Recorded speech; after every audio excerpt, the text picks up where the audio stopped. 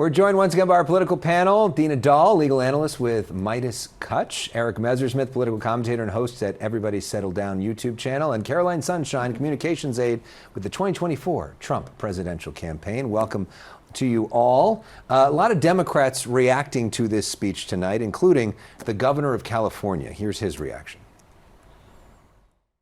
He wants to rig the election in 2026. He knows he's going to lose. He needs to rig the election before one vote was cast. That's what that whole thing was about.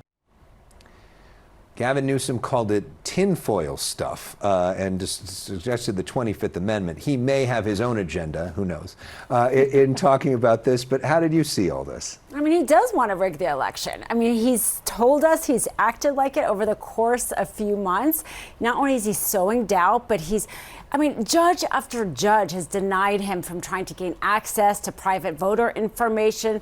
You know, he's trying to get FBI raiding Georgia, Arizona, to no avail. I mean, there's no evidence of voter fraud. It was a bunch of lies, but we are very close to the midterms. I mean, very close. Even if there was any truth to it, it's way too late to implement anything that would actually safeguard the election. This is all about sowing doubt and chaos and rigging it. Well, the Save America Act is a lot about voter ID, Caroline. It's about a lot less mail-in ballots. It's about more federal control over some of the elections.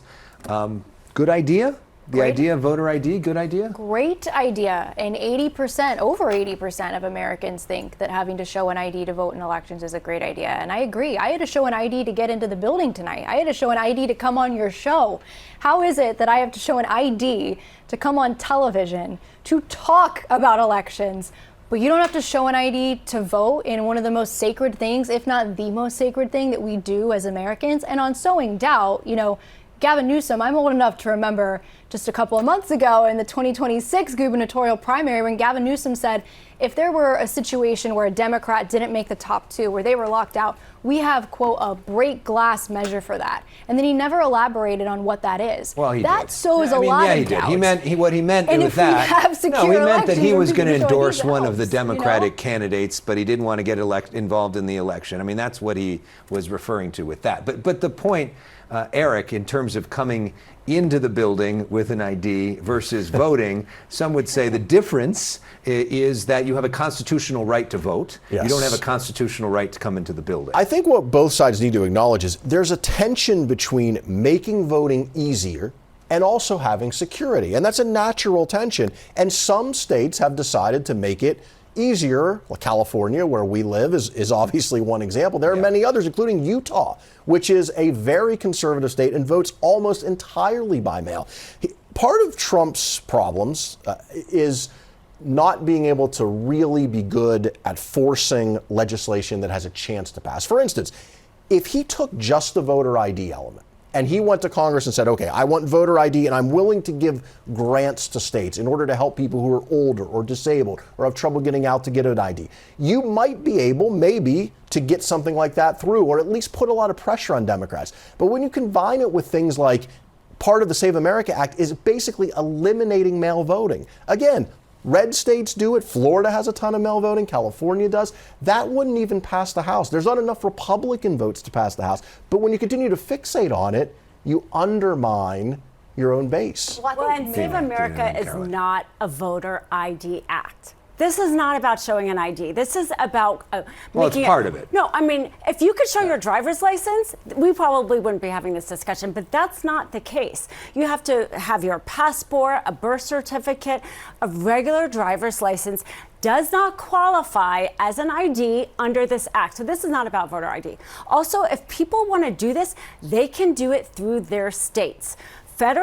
We do not have national elections. Under the Constitution, our states run the elections, and every state can choose to do it or not. That's a democracy. I mean, aren't you a states' rights person? Yeah, I am, but I'm also a safe and secure elections person. And I think in regards to mail-in voting, you know, If Democrats don't like hearing President Trump continue to talk about elections, I think they need to make a concession on mail-in voting, on mass mail-in voting, which is that we have not returned to our pre-pandemic levels of the mass mail-in voting. You know, it's fine if you're in the military or you're going to be out of the country, understand. But we have mass mail-in voting where people who didn't even request ballots are getting that. And the pandemic has been over for a while now, so that's a pretty common sense measure. And again, when 80% of people support voter ID, I think prohibiting mass mail-in voting the has a lot of overwhelming number of support, too. people in a lot of these states vote by mail because they find it to be more convenient. And if there isn't widespread evidence of fraud or elections being changed for that, is that a problem? I mean, that's like I pushed Alex Padilla last night, who's the senator from California, used to be Secretary of State, and I sort of made that point.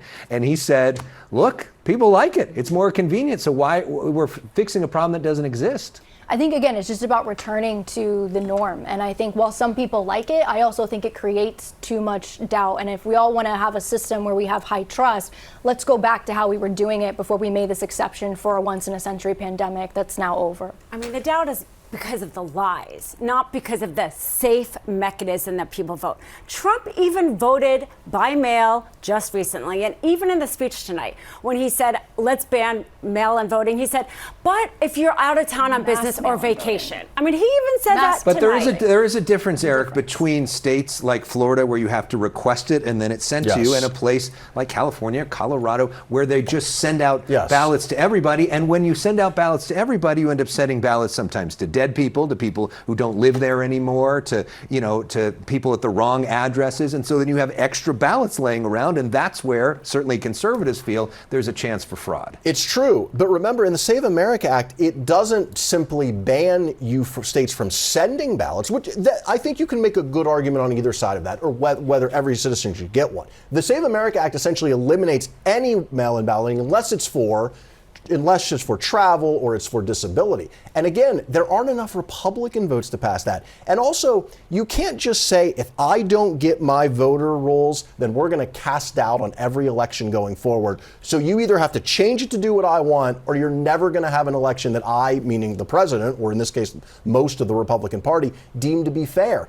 And my fear is, even after Trump is no longer on the political scene, has this now become the standard position of the Republican Party? I hear J.D. Vance saying, essentially, there's fraud in our elections. I hear Mike Johnson saying it. There's almost no evidence of actual fraud. It's 0.00001%. Now, that doesn't mean we shouldn't have security measures, sure. But to say that we have to change the rules my way or else nothing will be fair and I'll never accept an election result, I fear that is now becoming the default. Last word, Caroline. I don't think it's his way. I think it's what the voters want. There are very few things in American politics that have 80+% support.